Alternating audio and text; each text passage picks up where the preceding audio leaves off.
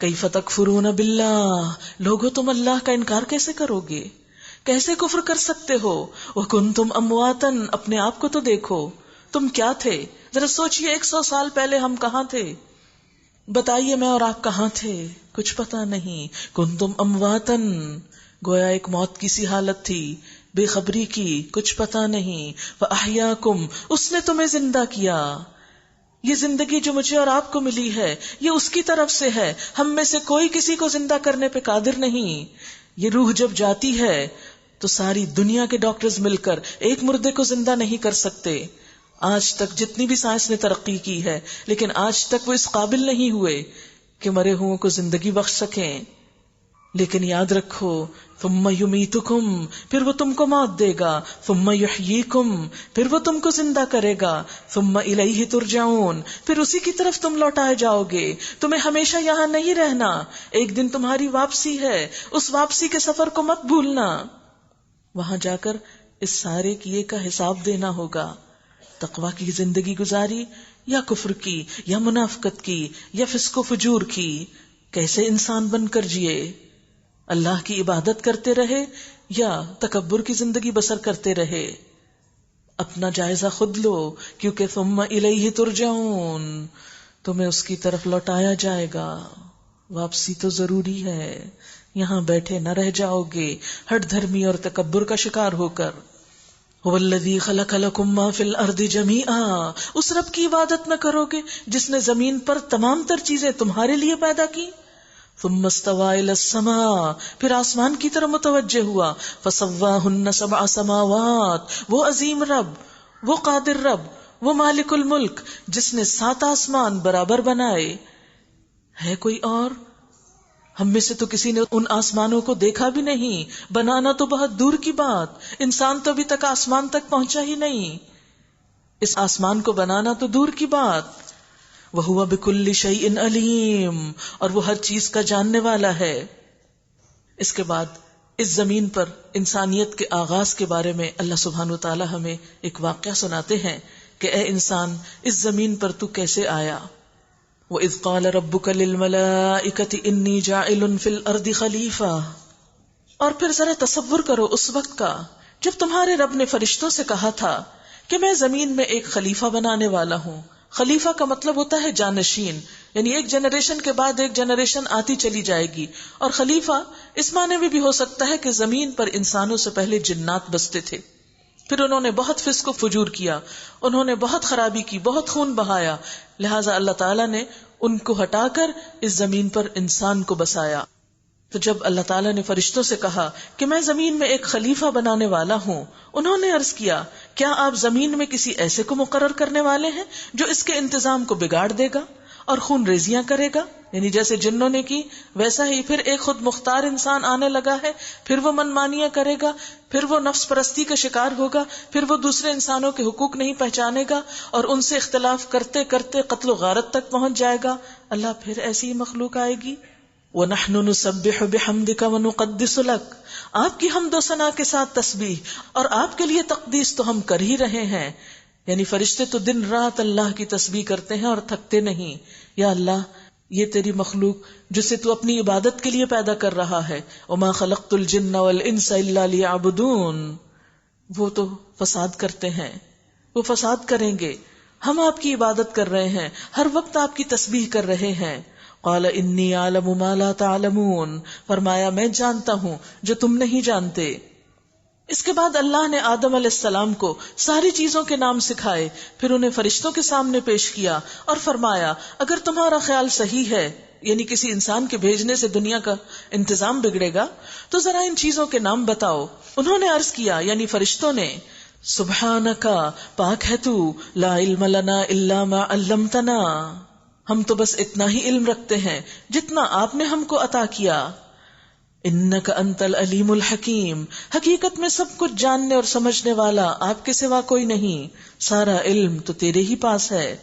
پھر اللہ نے آدم علیہ السلام سے کہا تم انہیں ان چیزوں کے نام بتاؤ، یعنی جو نام فرشتے نہ بتا سکے آدم کو بتانے کے لیے کہا گیا. جب اس نے ان کو ان سب کے نام بتا دیے تو اللہ نے فرمایا میں نے تم سے کہا نہ تھا کہ میں آسمانوں اور زمین کی وہ ساری حقیقتیں جانتا ہوں جو تم سے چھپی ہوئی ہیں؟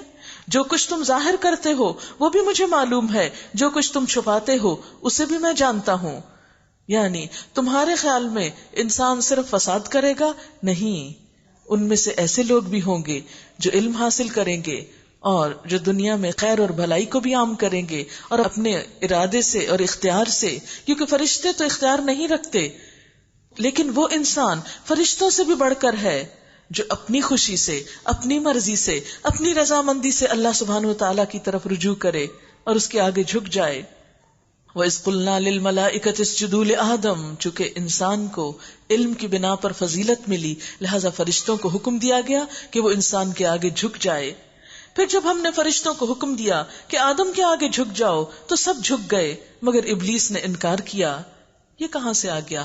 کہتے ہیں کہ ابلیس بہت زیادہ عبادت گزار تھا اور اپنی اس عبادت کی وجہ سے فرشتوں کا ہم نشین ہو گیا تھا. اس لیے جب اللہ تعالیٰ نے فرشتوں کو حکم دیا تو اس کو بھی ساتھ ہی ملا تھا کہ تم بھی انسان کے آگے جھک جاؤ. اور ویسے بھی ہم جانتے ہیں کہ جنات پر بھی انسان کو فوقیت دی جا رہی تھی، تو جنات کا جو ریپرزینٹیٹو تھا اس کو بھی کہا گیا کہ تم انسان کے آگے جھک جاؤ، لیکن ابا، اس نے انکار کر دیا. واستکبر، اور تکبر کیا. وکان من الکافرین، اور انکار کرنے والوں میں سے ہو گیا. کفر یہی تو ہے، انکار اور تکبر. جس شخص کے اندر اللہ کی بات کے سامنے انکار کی روش ہو اور جس کے دل میں تکبر ہو، پھر اس کو ہدایت نہیں ملا کرتی. اور یہ سرشت ابلیس کی تھی، اس نے اللہ کی بات نہیں مانی تھی، تاویلیں شروع کر دیں.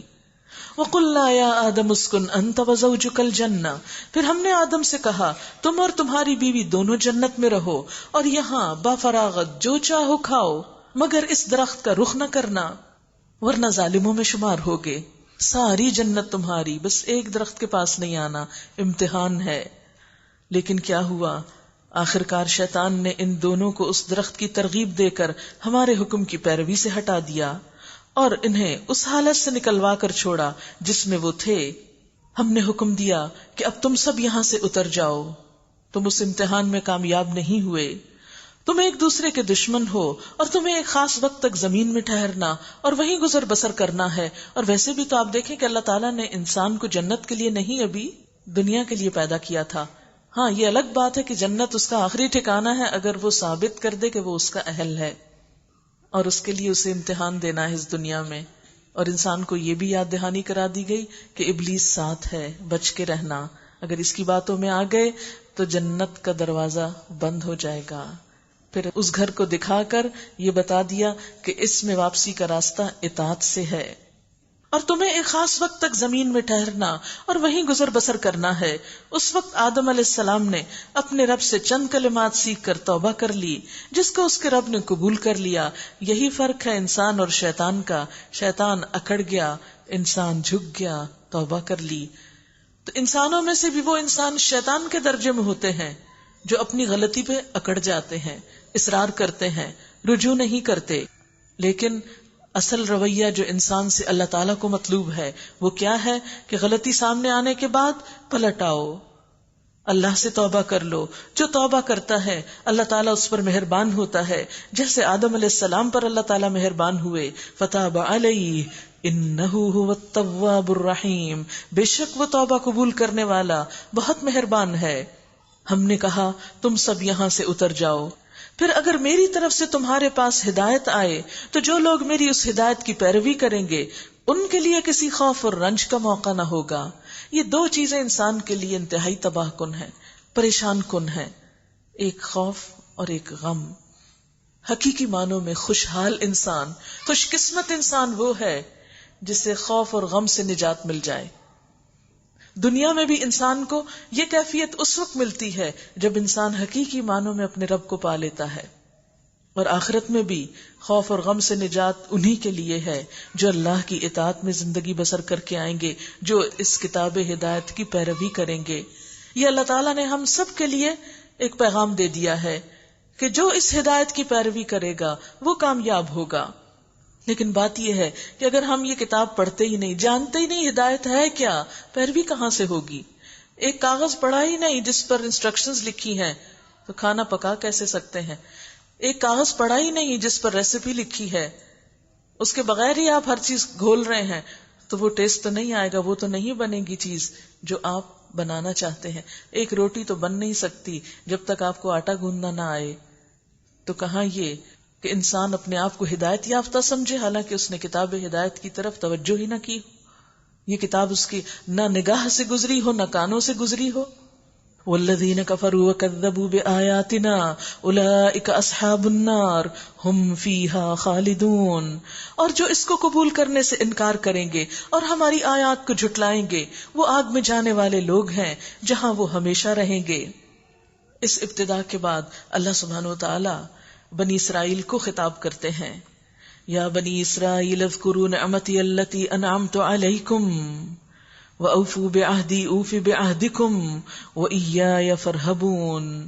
اے بنی اسرائیل ذرا خیال کرو میری اس نعمت کا جو میں نے تم کو عطا کی تھی. میرے ساتھ تمہارا جو عہد تھا تم اسے پورا کرو تو میرا جو عہد تمہارے ساتھ تھا اسے میں پورا کروں اور مجھی سے تم ڈرو. یاد رکھیے کہ بنی اسرائیل ان کو بھی اللہ سبحانہ وتعالی نے کتاب سے نوازا، ان کے پاس بھی پیغمبر بھیجے، لیکن وقت گزرنے کے ساتھ ساتھ ان لوگوں کا اپنے دین سے محض ظاہری اور رسمی تعلق رہ گیا. وہ اس عہد کو بھول گئے جو ان کے پیغمبروں کے ذریعے انہوں نے اللہ تعالیٰ سے کیا تھا، بندگی کا عہد جس کا آگے ذکر بھی آئے گا. تو اللہ تعالیٰ نبی صلی اللہ علیہ وسلم کے ذریعے دوبارہ ان کو جگا رہے ہیں. اے بنی اسرائیل جاگو، میری نعمت یاد کرو، نعمت ہدایت جو میں نے تمہیں دی تھی اس سے پہلے، اور تم میرے عہد کو پورا کرو یعنی اطاعت کے عہد کو، تو میں بھی اپنا عہد پورا کروں گا یعنی اس کا بدلہ جنت دوں گا، دنیا میں بھی عزت دوں گا. لیکن اگر تم نے اپنا وعدہ پورا نہ کیا تو پھر مجھ سے بھی یہ توقع مت رکھنا. وَإِيَّايَ فَارْهَبُونَ، اور صرف مجھی سے تم ڈرتے رہو. تو گویا اصل پیغام یہ ہے، یعنی دینداری کس چیز کا نام ہے کہ حقیقی معنوں میں اللہ کا خوف دل میں پیدا ہو. دینداری کسی گروہ میں سے ہونے کا نام نہیں ہے، کسی خاص قوم میں سے ہونے کا نام نہیں ہے، یا کسی خاص خاندان میں سے ہونے کا نام نہیں ہے. دینداری اس چیز کا نام ہے کہ انسان اپنے ظاہر میں، اپنے باطن میں، لوگوں کے بیچ میں، تنہائی میں، ہر جگہ اپنے رب کو یاد کرنے والا اور اس سے ڈرنے والا ہو.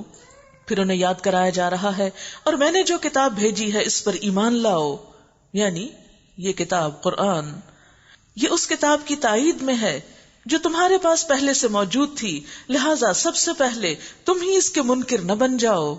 یعنی تم تو جانتے ہو اللہ کی ہدایت کیسی ہوتی ہے، تم تو پہچان رہے ہو اس کتاب کو، اس لیے تم اس کے انکاری نہ ہونا. تھوڑی قیمت پر میری آیات کو نہ بیچ ڈالو، یعنی دنیاوی مفادات کی خاطر غلط فتوے مت دو اور میرے غضب سے بچو. باطل کا رنگ چڑھا کر حق کو مشتبہ نہ بناؤ اور نہ جانتے بوجھتے حق کو چھپانے کی کوشش کرو. وہ حق کو کیوں چھپاتے تھے؟ یعنی حق کے اوپر باطل کا رنگ چڑھاتے، یا اندر سے باطل ہوتا اور اوپر سے بظاہر وہ حق دکھاتے، اندر اور باہر میں فرق ہوتا اور حق کو چھپا جاتے. یہ سب کچھ کیوں کر رہے تھے بنی اسرائیل؟ حالانکہ وہ اللہ کو مانتے تھے، کتابوں کو مانتے تھے، رسولوں کو مانتے تھے، آخرت کو مانتے تھے، لیکن اس کے باوجود ان کے عمل کی یہ خرابیاں کیوں تھی؟ اس لیے کہ ان کا اپنے دین کے ساتھ محض ظاہری، رسمی اور ایک روایتی تعلق رہ گیا تھا. حقیقی روح خدا خوفی کی، تقوی کی ختم ہو چکی تھی. وہ دنیاوی مفادات کی خاطر یہ سب کچھ کر رہے تھے، اور سب سے بڑا حق جو نبی صلی اللہ علیہ وسلم کی شکل میں ظاہر ہوا تھا اس کا انکار کر رہے تھے. جب بھی اہل مکہ یا دوسرے لوگ غیر اہل کتاب ان سے پوچھتے کہ آپ کا اس پیغمبر کے بارے میں کیا خیال ہے، تو وہ سچ بتانے کی بجائے لوگوں کے اندر مزید شبہات اور شک پیدا کر دیتے، اور آپ صلی اللہ علیہ وسلم کی لائی ہوئی تعلیمات کے اندر ایسی ایسی موشگافیاں کرتے، ایسے ایسے اعتراضات کرتے کہ لوگوں کے ذہن مشوش ہو کر رہ جاتے، کنفیوژن کا شکار ہو کر رہ جاتے. اس لیے انہیں تلقین کی جا رہی ہے کہ تم پہلے کی مسلمان قوم ہو، یعنی بنی اسرائیل اپنے وقت کی مسلمان قوم تھی، تم پہلے کی مسلمان قوم ہو، تم آنے والے پیغمبر کا ساتھ دو، انہیں سپورٹ کرو. لیکن اس کی بجائے انہوں نے کیا سمجھا کہ آپ صلی اللہ علیہ وسلم کا آنا دراصل ان کی حیثیت پر یا ان کی حیثیت کی نفی کر رہا ہے. وہ انسیکیور فیل کرنے لگے، وہ سمجھنے لگے کہ آپ جو تعلیمات لا رہے ہیں وہ سچی تعلیمات ہیں، جب سچ سامنے آئے گا تو باطل کا پول کھل جائے گا، پھر ہمارا کوئی ٹھکانہ نہ رہے گا. اس لیے انہوں نے کیا کیا، حق اور باطل کو گڈمڈ کر دیا، لوگوں کے ذہنوں میں کنفیوژن پھیلا دی تاکہ لوگ سچائی کی طرف آ نہ سکیں۔ اور نماز قائم کرو اور زکوٰۃ دو اور رکوع کرنے والوں کے ساتھ رکوع کرو، یعنی مسلمانوں کے ساتھ مل جاؤ۔ تم بھی اللہ کے آگے جھکتے ہو، یہ بھی اللہ کے آگے جھکتے ہیں، پھر تفرقہ کس کا، اختلاف کس کا؟ آؤ ان کا ساتھ دو، ان کے ساتھ مل کر تم عبادت کرو۔ لیکن اس چیز کے لیے وہ تیار نہ تھے، انہوں نے صاف انکار کر دیا۔ أَتَأْمُرُونَ النَّاسَ بِالْبِرِّ وَتَنْسَوْنَ أَنفُسَكُمْ وَأَنْتُمْ تَتْلُونَ الْكِتَابَ أَفَلَا تَعْقِلُونَ۔ تم دوسروں کو تو نیکی کا راستہ اختیار کرنے کے لیے کہتے ہو مگر اپنے آپ کو بھول جاتے ہو۔ یعنی ان کے علماء کی طرف اشارہ ہے جو ہر وقت نیکی کا درس دیتے تھے، لیکن جب نیکی کی بات خود ان کو دی گئی، ان کے سامنے پیش کی گئی، تو اپنی ذات کے لیے انہوں نے اس کو قبول نہ کیا۔ فرمایا وَأَنْتُمْ تَتْلُونَ الْكِتَابَ، تم تو کتاب کے عالم ہو، تم تو پڑھتے ہو اس کو، پڑھاتے ہو اس کو، جانتے ہو اس کو۔ افلا تعقلون، تم عقل سے کام نہیں لیتے کہ دوسروں کے لیے اور معیار ہے، اپنے لیے کوئی اور معیار رکھتے ہو۔ وَاسْتَعِینُوا بِالصَّبْرِ وَالصَّلَاةِ، صبر اور نماز سے مدد مانگو۔ وَإِنَّهَا لَكَبِيرَةٌ إِلَّا عَلَى الْخَاشِعِينَ، اور بے شک نماز ایک سخت مشکل کام ہے مگر ان فرما بردار بندوں کے لیے مشکل نہیں جو خشوع کرتے ہیں، جو دبے ہوئے ہیں، فرما برداری کرتے ہیں۔ یعنی حل کیا بتایا جا رہا ہے کہ جب بھی کسی معاملے میں مشکل پیش آئے اور جب بھی کسی معاملے میں دل تذبذب کا شکار ہو، شک ہو، تو ایسے موقعوں پر انسان حق پر جمع رہے اور اللہ سے مدد مانگتا رہے، دعا کرتا رہے۔ یہ کتاب ہر دور کے لیے ہے۔ آپ کے ساتھ بھی بعض اوقات ایسا ہوگا کہ شیطان وسوسہ ڈالے گا کہ یہ تم کتاب کیوں پڑھ رہی ہو، کیا پتا تم بھٹک جاؤ۔ تو ایسے موقعوں پر یہ یاد رکھیے کہ ہدایت کتاب کے بغیر تو نہیں ملتی، کتاب بھٹکانے کے لیے نہیں آئی، ہدایت کے لیے آئی ہے۔ لیکن اگر کوئی شک ہو جائے اپنے بارے میں تو ایسے موقع پر اللہ کے آگے جھک کر صلاۃ حاجت پڑھ کر خوب خوب دعا کرنی چاہیے، لیکن حق کا راستہ چھوڑنا نہیں چاہیے۔ بے شک وہ بہت بھاری ہے نماز، یعنی بہت سے لوگ مشکلات میں لمبے لمبے وظیفے تو کرتے ہیں، بڑی بڑی مشقتیں کاٹتے ہیں، لیکن نماز پڑھنے کو تیار نہیں ہوتے۔ اور یہ میرے تجربے کی بات ہے کہ جب بھی کوئی میرے پاس مشکل لے کر آتا ہے تو میں ہمیشہ قرآن کے حکم کے مطابق اس کو بتاتی ہوں کہ دیکھو اللہ کے حضور جھکو، نفل پڑھو، نماز پڑھو اور دعا کرو اور صبر کرو، ذرا انتظار کرو، حالات بدلیں گے۔ لیکن لوگ اس کو بہت ہلکی سی چیز لیتے ہیں۔ اس کے برعکس اگر کوئی من گھڑت طریقہ بتایا جائے کہ اتنا چلا کاٹ لو یا اتنی ایسا کام کر لو تو اس پر راضی ہو جاتے ہیں، وہ کہتے ہیں اب ٹھیک ہے۔ ہزاروں لاکھوں دفعہ ایک چیز پڑھنے کے لیے راضی ہیں، 2 نفل پڑھنے کے لیے تیار نہیں۔ نبی صلی اللہ علیہ وسلم کا طریقہ کیا تھا؟ جب کوئی مشکل پیش آتی فوراً نماز کی طرف رجوع کرتے۔ آپ ہی کی سنت میں ہم سب کے لیے بھی یہی طریقہ ہے۔ نماز ایک مشکل کام ہے مگر ان فرما بردار بندوں کے لیے مشکل نہیں جو سمجھتے ہیں کہ آخر کار انہیں اپنے رب سے ملنا ہے اور اسی کی طرف پلٹ کر جانا ہے۔ اے بنی اسرائیل، یاد کرو میری اس نعمت کو جس سے میں نے تمہیں نوازا تھا، اور اس بات کو کہ میں نے تمہیں دنیا کی ساری قوموں پہ فضیلت عطا کی تھی، اور ڈرو اس دن سے جب کوئی کسی کے ذرا کام نہ آئے گا، نہ کسی کی طرف سے سفارش قبول ہوگی، نہ کسی کو فدیہ لے کر چھوڑا جائے گا، اور نہ مجرموں کو کہیں سے کوئی مدد ملے گی۔ یاد کرو وہ وقت جب ہم نے تم کو فرعونیوں کی غلامی سے نجات بخشی، انہوں نے تمہیں سخت عذاب میں مبتلا کر رکھا تھا، تمہارے لڑکوں کو ذبح کرتے تھے، تمہاری لڑکیوں کو زندہ رہنے دیتے تھے، اور اس حالت میں تمہارے رب کی طرف سے تمہاری بڑی آزمائش تھی۔ یاد کرو وہ وقت جب ہم نے سمندر پھاڑ کر تمہارے لیے راستہ بنایا، پھر اس میں سے تمہیں بخیریت گزروا دیا، پھر وہیں تمہاری آنکھوں کے سامنے فرعونیوں کو غرقاب کیا۔ یاد کرو جب ہم نے موسیٰ علیہ السلام کو 40 راتوں کی قرارداد پہ بلایا تو اس کے پیچھے تم بچڑے کو اپنا معبود بنا بیٹھے، اس وقت تم نے بڑی زیادتی کی تھی، مگر اس پر بھی ہم نے تمہیں معاف کر دیا، شاید تم اب شکر گزار بن جاؤ۔ یاد کرو ٹھیک اس وقت جب کہ تم یہ ظلم کر رہے تھے، ہم نے موسیٰ علیہ السلام کو کتاب اور فرقان عطا کی تاکہ تم اس کے ذریعے سے سیدھا راستہ پا سکو۔ یعنی یہاں بنی اسرائیل کا رویہ بتایا جا رہا ہے، ایک طرف اللہ تعالیٰ کے انعامات ہیں اور دوسری طرف ان کی ناشکری اور ناقدری ہے، اور اس سے ہمیں سبق سکھایا جا رہا ہے کہ ہم وہ کچھ نہ کریں جو بنی اسرائیل نے کیا۔ یاد کرو جب موسیٰ علیہ السلام واپس آئے، یعنی کوہ طور سے کتاب لے کر، تو اس نے اپنی قوم سے کہا، لوگو تم نے بچڑے کو معبود بنا کر اپنے اوپر سخت ظلم کیا ہے، لہٰذا تم لوگ اپنے خالق کے حضور توبہ کرو اور اپنی جانوں کو ہلاک کرو، اسی میں تمہارے خالق کے نزدیک تمہاری بہتری ہے۔ اس وقت تمہارے خالق نے تمہاری توبہ قبول کر لی کہ وہ بڑا معاف کرنے والا اور رحم فرمانے والا ہے۔ یاد کرو جب تم نے موسیٰ علیہ السلام سے کہا تھا کہ ہم تمہارے کہنے کا ہرگز یقین نہ کریں گے جب تک کہ اپنی آنکھوں سے اعلانیہ خدا کو تم سے کلام کرتے نہ دیکھ لیں، اس وقت تمہارے دیکھتے ہی دیکھتے ایک زبردست بجلی نے تم کو آ لیا، تم بے جان ہو کر گر چکے تھے، مگر پھر ہم نے تم کو جلا اٹھایا، شاید کہ اس احسان کے بعد تم شکر گزار بن جاؤ۔ ہم نے تم پر بادل کا سایہ کیا، من و سلوہ کی غذا تمہارے لیے فراہم کی، اور تم سے کہا کہ جو پاک چیزیں ہم نے تمہیں بخشی ہیں انہیں کھاؤ، مگر تمہارے اسلاف نے جو کچھ کیا وہ ہم پہ ظلم نہ تھا بلکہ انہوں نے آپ اپنے ہی اوپر ظلم کیا۔ حقیقت یہ ہے کہ بندہ جب اللہ کی نافرمانی کرتا ہے تو اللہ تعالیٰ کا کچھ نقصان نہیں ہوتا، اس کا اپنا ہی ہوتا ہے۔ پھر یاد کرو جب ہم نے کہا تھا کہ یہ بستی جو تمہارے سامنے ہے اس میں داخل ہو جاؤ، اس کی پیداوار جس طرح چاہو مزے سے کھاؤ، مگر بستی کے دروازے میں سجدہ ریز ہوتے ہوئے داخل ہونا اور کہتے جانا ہتتن ہتتن، یعنی اے اللہ ہماری خطا معاف کر دے، ہم تمہاری خطاؤں سے درگزر کریں گے اور نیکوکاروں کو مزید فضل و کرم سے نوازیں گے۔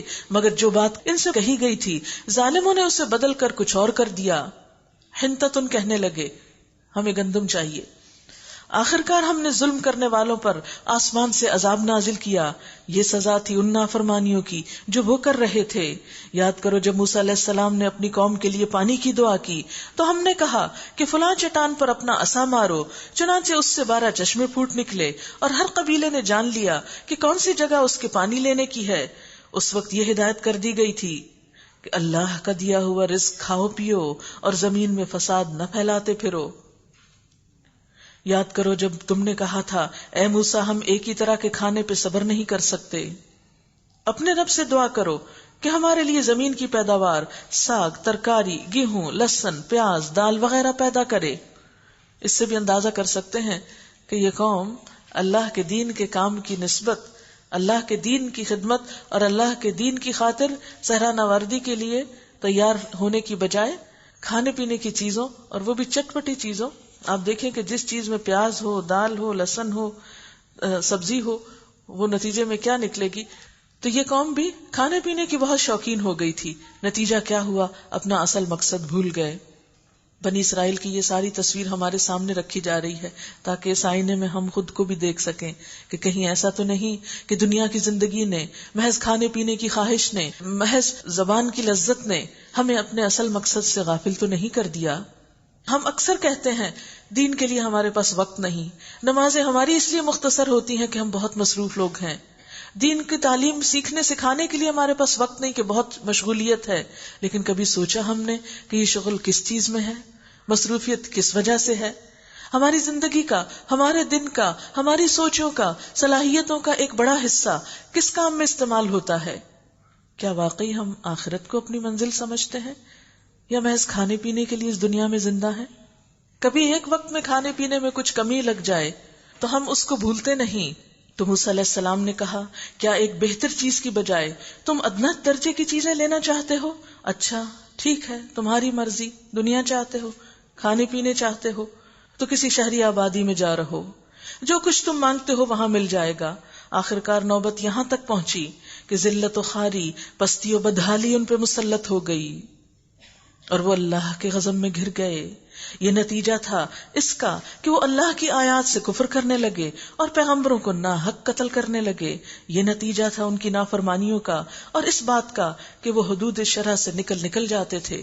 ہوتا یہی ہے کہ کسی بھی خرابی کی ابتدا چھوٹی چیز سے ہوتی ہے، پھر وہ آگے بڑھتے بڑھتے اس حد تک بڑھ جاتی ہے کہ انسان پیغمبروں جیسی ہستیوں کو بھی قتل کرنے سے گریز نہیں کرتا، کیونکہ حق و باطل کا پھر فرق مٹ جاتا ہے، انسان کے اندر بے حسی طاری ہو جاتی ہے۔ اللہ تعالیٰ نے یہود کو دنیا کی تمام قوموں پہ فضیلت دی تھی، انہیں اپنے خاص کام کے لیے چنا تھا۔ اللہ تعالیٰ کا خاص کام کیا ہے؟ کہ تم دین پر خود بھی عمل کرو اور دوسروں کو بھی پہنچاؤ۔ میں نے تمہیں چنا ہے، تمہیں کتاب دی ہے، تم پوری دنیا تک پہنچا دو، اور اس کے لیے قربانیاں دینی پڑتی ہیں۔ اور پھر انہیں اللہ تعالیٰ نے طرح طرح کی نعمتوں سے نوازا، ان کے بہت سے قصور معاف کیے کہ شاید سنبھل جائیں اور یہ کام کریں. لیکن جب انہوں نے ثبوت دے دیا کہ ہم میں کوئی خیر نہیں، تو اللہ نے محمد الرسول اللہ صلی اللہ علیہ وسلم کو بھیج کر ایک نئی امت اٹھائی، اور اب یہ ذمہ داری اس پہ ڈالی. اب اللہ نے ہمیں چن لیا کہ تم اس کتاب کو خود اپنے لیے بھی لو اور دنیا تک پہنچاؤ. لیکن آج ہماری روش بھی بنی اسرائیل سے کچھ مختلف نظر نہیں آتی.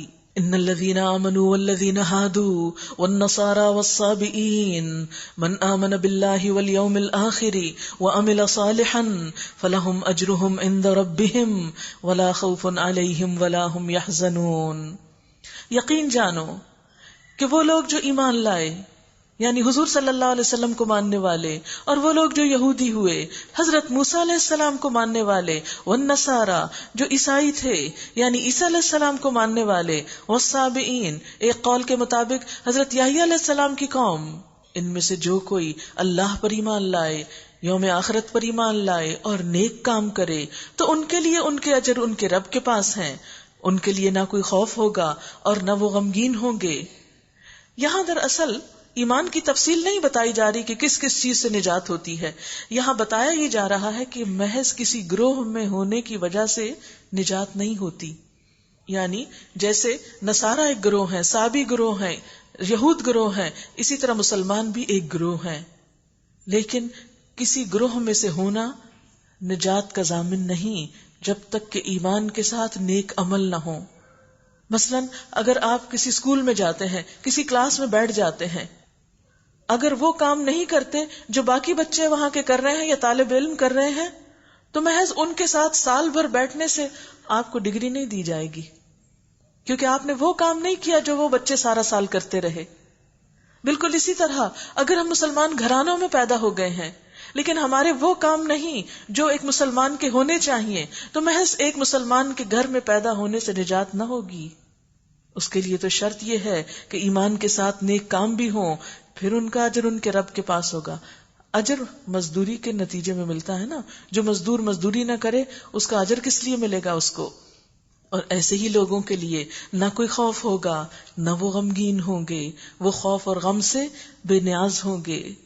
پھر آپ دیکھیے کہ دین کا اصل فائدہ کیا ہے، انسان کو خوف اور غم سے نجات دیتا ہے. یاد کرو وہ وقت جب ہم نے تم پر یعنی بنی اسرائیل پر کوہ طور اٹھا کر تم سے پختہ عہد لیا تھا اور کہا تھا جو کتاب ہم تمہیں دے رہے ہیں اسے مضبوطی کے ساتھ تھامنا، اور جو احکام اور ہدایات اس میں درج ہیں انہیں یاد رکھنا. پھر ان کے اس موقع کو یاد کر کے اپنے پہ دیکھ لیجئے کہ یہی حکم ہمارے لیے بھی ہے. جو کتاب دی جا رہی ہے مضبوطی سے پکڑنا، اس سے الگ ہو کے زندگی نہیں بسر کرنا، اور جو کچھ اس میں لکھا ہے اس کو فالو کرنا. اسی ذریعے سے توقع کی جا سکتی ہے کہ تم تقویٰ کی روش پہ چل سکو گے. مگر اس کے بعد تم اپنے عہد سے پھر گئے. اس پر بھی اللہ کے فضل اور اس کی رحمت نے تمہارا ساتھ نہ چھوڑا، ورنہ تم کبھی کے تباہ ہو چکے ہوتے. یعنی اللہ نے پھر بھی دنیا میں جینے کا جو وقت لکھا تھا وہ موقع دیا، وہ آزادی دی، جیسے آج ہم مسلمانوں کو آزادی ملی ہوئی ہے کہ ہم اس طرح زندگی نہیں بسر کر رہے جو اللہ تعالیٰ کتاب میں چاہتا ہے کہ ہم بسر کریں.